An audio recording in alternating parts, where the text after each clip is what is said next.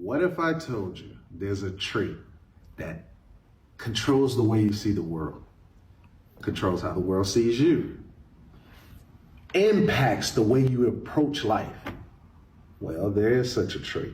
And today, we're going to be talking about self-esteem.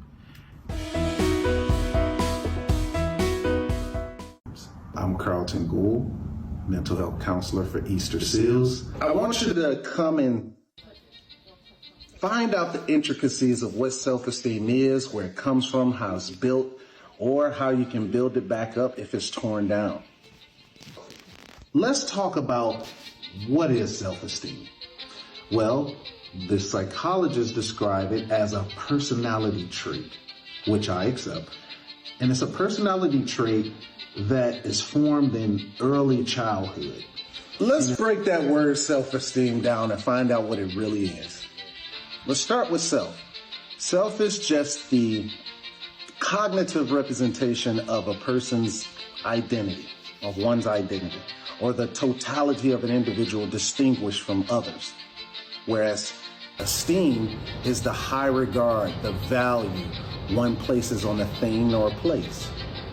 Now, if you just put those together, it just simply means the value or admiration one has for self. But I like to switch the words around. Let's put the esteem first and put self second. So esteem of self. If a person wants to enjoy their life and have good romantic relationships or any interpersonal relations at all, they need to feel good about who they are. And this comes from respecting yourself. Self-respect is simply behaving with dignity, treating yourself with tender, loving care. Now, why is self-respect important? You see, self-esteem is a byproduct of self-respect, according to Dr. David Lieberman. And if you don't respect yourself, then you can't love yourself. Why, you may ask? Let's dive into where self-esteem comes from. You see, our parents were responsible for creating our environment, the atmosphere that we grew up in. And within that environment, there are certain things that were needed to build our self-esteem up, and certain things that are needed to tear our self-esteem down. It's because your parents either validated you, made you feel safe, gave you a sense of identity, or they invalidated you, tore you down, made you feel like you couldn't do anything right, damaged your identity. Dr. Bruce Lipton taught us from birth to the age of 7, he called this the downloading period. And the reason he called it the downloading period is because when you come into this world, you're a blank sheet, you're empty. And the brainwave state at that time is theta. Now, there's a lot of brainwave state, alpha, beta, gamma, but theta is the hypnotic, suggestive state of the mind. And in this state of mind, you don't have to learn.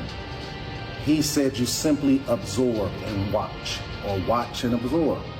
And you pick up the traits and behaviors and things you need to fit into your little piece of society, your culture, your family. Every human, first 7 years is download, hypnosis. The brain of a child under 7 is in a lower vibrational frequency. When you put wires on a person's head, you read electroencephalograph, reading brain activity. A child below 7 has a lower vibration than consciousness. It's called theta. Theta is imagination. Oh, that's how kids play a tea party with mud pies, but to them it's a real thing. So nature makes the first 7 years. What kind of programs are required to live on this planet? I say, how do you get them? Theta is hypnosis. You just watch. You watch your parents, you watch your siblings, and your community, because you have to learn how many 100,000 rules. Think about it. So, what you're watching as a child and what you're absorbing through your facilities creates your social and emotional and personal self. Now, we're talking about from 0 to 7, your empty playlist. Now, your parents and the environment that they created, they are uploading songs onto this playlist. Now, you're not aware of the songs that's being uploaded. You're just being uploaded with songs. After the age of 7, you begin to play the songs that are on that playlist that you have. This is your personality. This is how you handle things in the world at your age. And it's all predicted by the environment you came from. So if you're particularly good at a thing, let's say you're good at math or good at sports, chances are you had an environment that nurtured that skill, that trait.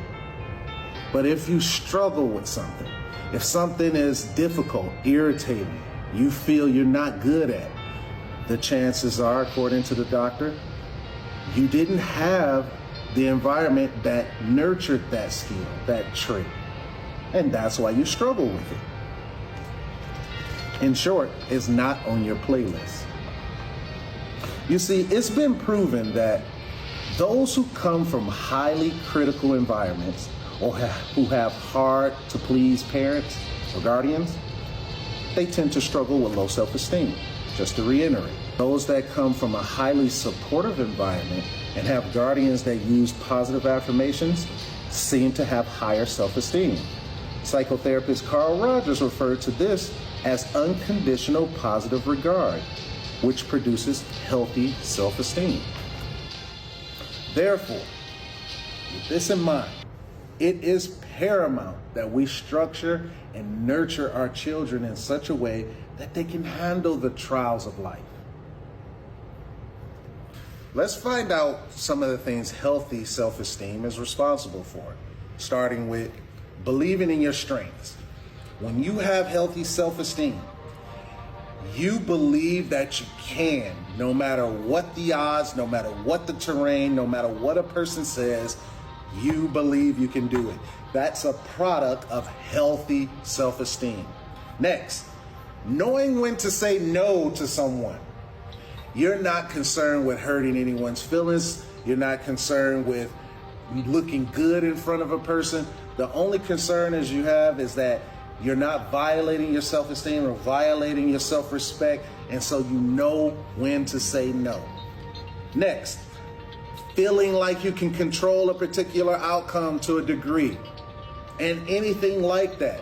That's a product of healthy self-esteem. You feel like you're in control, and then when things don't go your way, you don't call it a fail. You learn how not to do it. Many inventors and business moguls, they all believe that I can fail and it's okay, because it's not really failing. It's learning how not to do it. Now, contrary-wise, what's low self-esteem responsible for? Number one of the things is trying to fit in at the expense of your own values. Because it's not so much that you're going to violate your values. You're not caring about that. It's, will they like me? Will I be accepted? Will people see me if I do this thing? It's a product of low self-esteem. Allowing behaviors that are unseemly around you and actually that come from you, filled with anger, so to speak. So you're liable to say anything if someone upsets you. It's a product of low self-esteem. And as we said, harboring anger, uncontrolled anger, rage, frustration, because anger is a very pseudo form of regaining control. You see? Fear of failure is another one for low self-esteem. You don't even want to try because you think it may fail. It doesn't make sense. You don't have the energy. These are the excuses that you'll use. But the truth is, deep down and without saying it, you don't believe that you can do it. Feeling unattractive, despite what others may say. Oh, you're beautiful. But yet, deep down, no matter what anyone says, you don't feel beautiful. You can actually be very attractive. So, you see the difference between high or healthy and low self-esteem? One says I can do it and I don't care. The other says I don't believe I can do it, or I don't know I can do it, or I'm not as attractive. It's a clear difference there, and it shapes the way you approach life. It shapes the things